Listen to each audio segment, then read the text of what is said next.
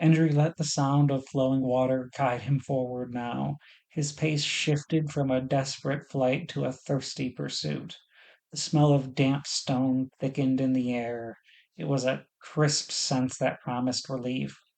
The steady rush of stream over rock swelled in Endry's ears, a sound as old as the lands themselves.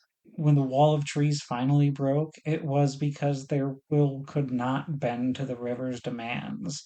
Even the roots of towering firs could not hold the bank of worn stone and wet, glistening boulders. A swift, shallow stream, silver in the moonlight, cut through the wild like a breathing highway. Without hesitation, Endry waded into the waters. It bit into his legs with a chill of untamed mountain flow. There was a shock that ran through Endry's entire body. But instead of recoiling, he embraced the sensation. The current pulled at his skin, insistently gripping as if testing his weight.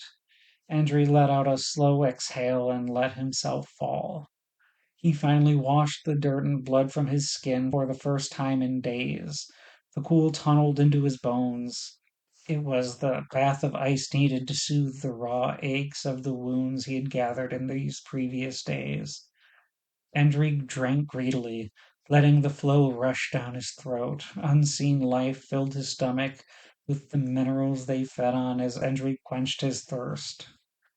In this moment, there was no chase. There was no blood on his hands or city burning in the distance. Just the water, just the wind, just his own breathing.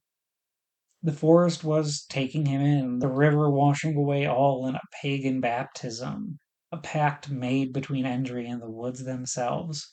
He pushed upward, breaking the surface with a gasp.